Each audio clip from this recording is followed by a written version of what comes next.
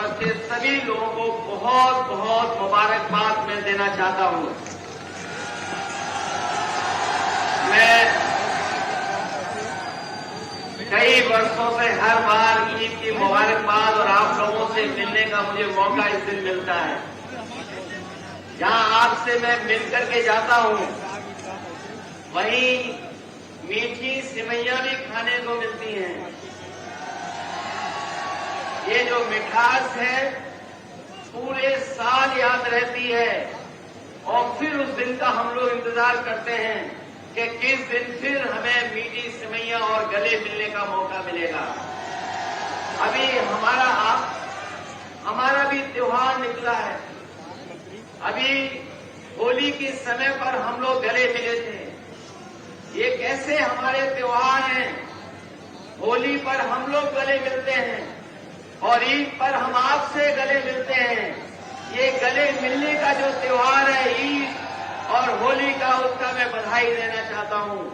जब त्योहार आते हैं हम और आप रोजे रखते हैं, कहीं न कहीं हमें धैर्य, कहीं न कहीं हमारे धर्म, हमारी संस्कृति, भारत का मिली जुली जो संस्कृति है वो सिखाती है कि हम एक दूसरे का सम्मान करें, हम एक दूसरे का मान करें, एक दूसरे से मोहब्बत रखें, एक दूसरे के दुख, एक दूसरे की खुशियों में हम लोग शामिल हों।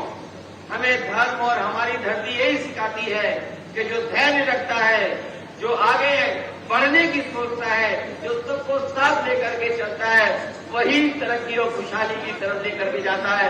मैं इस मौके पर आप सबको बहुत बहुत ईद की मुबारकबाद देता हूं और वो दिन भी आएगा जब हम फिर एक बार गले मिलकर के ईद और सभी त्योहार मनाने का काम करेंगे।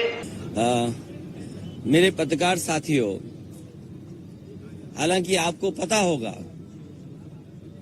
और इसमें से मैं देख रहा हूं कि बहुत सारे सीनियर लोग भी हैं और बहुत वर्षों से आ रहे हैं यहाँ पर और यहीं पर कवर करने आते हैं, कवरेज करने आते हैं। आप इसी जगह पर मिलते हैं। कभी इतनी बैरिकेडिंग नहीं होती होगी। जब मैं आज आ रहा था तो जानबूझ करके पुलिस ने मुझे रोका। मैंने जानना चाहा कि भाई क्यों नहीं जाने दे रहे हो। पूरी बैरिकेडिंग लगा करके मुझे आधे घंटे जब बात की तब जाने दिया, बड़ी मुश्किल से, और एक गाड़ी जाने दी। और जब जानना चाहा मैंने कि आखिरकार क्यों ऐसा किया जा रहा है, तो किसी अधिकारी के पास जवाब नहीं था। आखिरकार इसको मैं क्या मानूं, क्या समझूं? इसको मैं तानाशाही समझूं, मैं इसको इमरजेंसी समझूं, मैं इस बात को ये समझूं कि ऐसा दबाव बनाना चाहते हैं, डराना चाहते हैं, धमकाना चाहते हैं कि दूसरे के धर्मों में शामिल ना हो, दूसरों के कार्यक्रम में शामिल ना हो। कम से कम मुझे ये बताओ, मैं जाने कितने वर्षों से यहाँ आ रहा हूं। मुझे याद है नेताजी मुझे पहली बार लेकर के आए थे। उस दिन से आज तक लगातार आ रहा हूं, लेकिन ऐसी बैरिकेडिंग कभी नहीं देखी।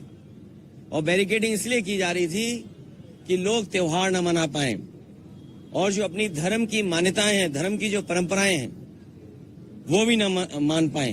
तो सबसे बड़ा खतरा लोकतंत्र को है, संविधान को है। ये सरकार बड़ी जिम्मेदारी के साथ, मैं कह सकता हूं, यहां मुझे नहीं कहना चाहिए, लेकिन फिर भी मैं कह रहा हूं कि ये देश भारतीय जनता पार्टी संविधान से नहीं चला रही है। जब मुबारकबाद दे रहे थे तो लोगों ने उनको वापस जाओ के नारे लगाए, विरोध किया। देखिए, मैं इसमें कुछ नहीं कह सकता हूं। मैं यही कह सकता हूं कि हमारा देश बहुत बड़ा देश है और यहाँ पर सदियों से हम मिलकर के रहते आए हैं। हमारी मिली जुली संस्कृति यही है कि कब किसके एक दूसरे के खाने से हम मिल गए, एक दूसरे के कपड़े पहनावे से हम मिल गए।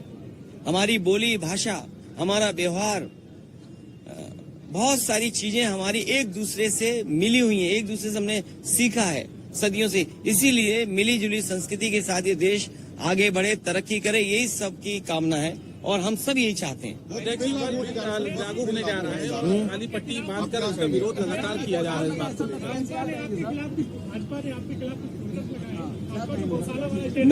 मैं तो भाजपा से कहूंगा मैं भाजपा से कहूँ, अगर गाय के सवाल पर हमसे बेहतर कौन जानता होगा।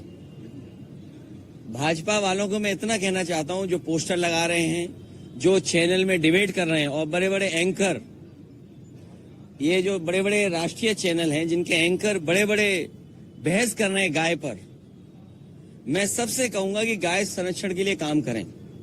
जितनी भी हमारी एंकर महिलाएं हैं, एंकर पुरुष हैं, और जो कंपनियां इन्वेस्ट कर रही हैं इन चैनलों में, मैं उन कंपनियों के मालिक से भी बड़े हाथ जोड़ के निवेदन करूंगा कि वो लोग भी गाय के संरक्षण पे, गाय को के संवर्धन पर, गाय के और हमारी कैसे पले बढ़े उसके लिए काम करें।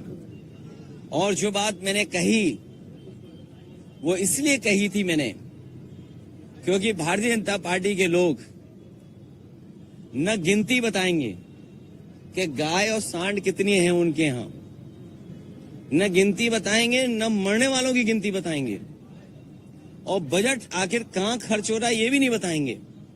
तो मैं अपने पत्रकार साथियों से कहूंगा, जितनी जिम्मेदारी से मुझे आप जानकारी दे रहे हैं, उतनी जिम्मेदारी से संख्या कहलवा दो उनसे, और उस संख्या में एक महीने में कितने लोगों की जान जा रही है गायों की, वो भी संख्या बता दें।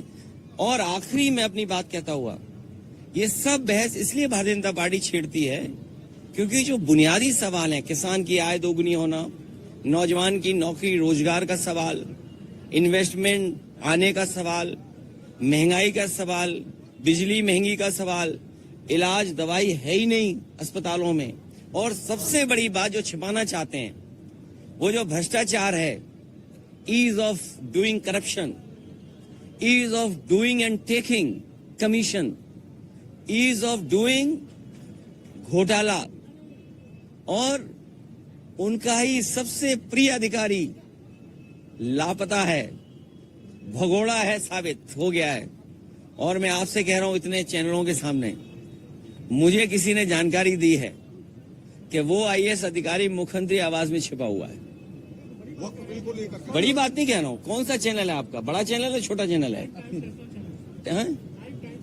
ये चैनल का नाम नहीं सुना सर। वक्त बिल्कुल लेकर के तकरार चल रही थी। ये नाम नहीं सुना मैंने। सर अब देश भर में वक्त लागू होने वाला है। विधायक नंदकिशोर गुर्जर अपनी ही सरकार के खिलाफ हमलावर हैं। देखिए, हमलावर नहीं है, हमलावर नहीं है। उन्होंने कहा कि माँ का दूध पिया हो तो, अगर ये बात गलत हो तो बताइए। सही कहा भाई, जो विधायक है कब दुख तकलीफ में होगा, परेशानी में होगा, उसका अपमान हो रहा होगा, वो अपमान नहीं सहन कर पाया। अपमान जो हुआ उसका, उसने अपनी भाषा गुस्से में निकाल दी।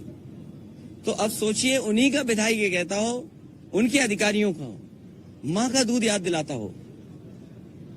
अब अधिकारी जाने और बीजेपी के लोग जाने। अखिलेश जी, सड़कों पे कांवरिया चल सकते हैं तो 5 मिनट की नमाज क्यों नहीं हो सकती? अबू आजमी पूछ रहे हैं। वो ठीक कह रही हैं। क्या कहेंगे सर? ममता बनर्जी जी जो कह रही हैं एकदम ठीक कह रही हैं। आज जो ममता बनर्जी जी फेस कर रही हैं बंगाल में, जिस तरह का भारतीय जनता पार्टी झूठा प्रचार कर रही है बंगाल में और बिहार में, इसी तरह का गंदा प्रचार, घटिया प्रचार भारतीय जनता पार्टी ने यूपी में भी किया था, और आप लोग सब जानते हो। लेकिन मैं जानता हूं कि आप भी कुछ नहीं बोलोगे। अबू आजमी क्या कहेंगे सर? वो कांवरिया अगर सड़क पर चल सकते हैं तो नमाज 5 मिनट क्यों नहीं हो सकती? उस बहस में मैं नहीं पढ़ना चाहता हूं, लेकिन जो सड़क है, मेरे साथ कौन चलना चाहता है? अभी सोमवार को कौन चलेगा मेरे साथ? बताइए कहाँ चलना है? हाँ, अच्छा, हाँ, ठीक है। एक है देवी, उनके पास हम और आप सब लोग चलेंगे, ठीक है? हम ले चलेंगे आपको, हम लोग ले चलेंगे सब। एक बिल लागू होने जा रहा है। देखिए, किया गया था तो विरोध भी ये मैं आपको बताऊं, आप कहाँ के हो? अरे नहीं, न्यूज नहीं, यूपी के हो ना। अगर ये प्लॉट लेना चाहेंगे उत्तराखंड में तो इन्हें 250 मीटर का भी प्लॉट नहीं ले सकते। सोचिए, आप ही के प्रदेश से निकला हुआ बना हुआ प्रदेश, और अगर आप जाना चाहें तो आप वहां 250 मीटर का भी प्लॉट नहीं ले सकते। बताइए, आप आपका पड़ोसी प्रदेश, सोचिए ना क्यों। और हमने मुख्यमंत्री बनाया हुआ है उन्हें, तो मैं चाहता हूं ये मुख्यमंत्री जी भी उत्तराखंड चले जाएं।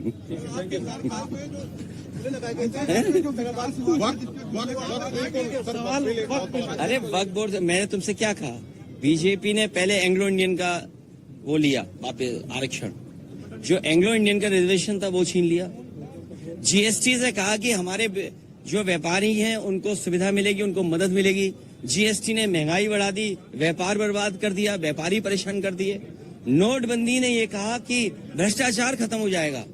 आप बताइए कितने का कमीशन का मामला चला यहाँ पर? ये बंटवारे का झगड़ा है, कमीशन का झगड़ा नहीं था। जब बंटवारा का ठीक होता तो कोई किसी के खिलाफ एफआईआर नहीं होती, ये बंटवारे की वजह से हुआ है। तो आज तक बीजेपी ने जो फैसले लिए हैं उससे पॉलिटिकल लाभ लेने के लिए लिए उन्होंने। जो मोटी बात यह है, जो फैसले, जो कानून, जो संविधान में परिवर्तन भारतीय जनता पार्टी करती है उससे पॉलिटिकल लाभ लेना चाहती है। उससे भारत का विकास, हिंदुस्तान का विकास नहीं होता। और अगर भारत का, हिंदुस्तान का विकास हो रहा होता, चाहे नोटबंदी के फैसले से, चाहे जीएसटी लागू करने के फैसले से, तो आज हमारे 80 करोड़ लोगों को राशन नहीं देना पड़ता। 80 करोड़ लोगों की आय सरकार नहीं बता पा रही। आप वक्फ बोर्ड की बात कर रहे हैं, बीजेपी वालों से पूछिए कि 80 करोड़ लोग जिन्हें आप राशन दे रहे हो उनकी प्रति व्यक्ति आय क्या है? और आपसे बेहतर कौन जानेगा, कोविड के बाद से आपका वेतन नहीं बढ़ा। कल ही आएगा सर ये बिल, वक्फ बोर्ड में सर कल आएगा, क्या करेंगे सर आप लोग? किसका? वक्फ बोर्ड ये जो तुम्हें नहीं पता क्या? नहीं। Thank you sir.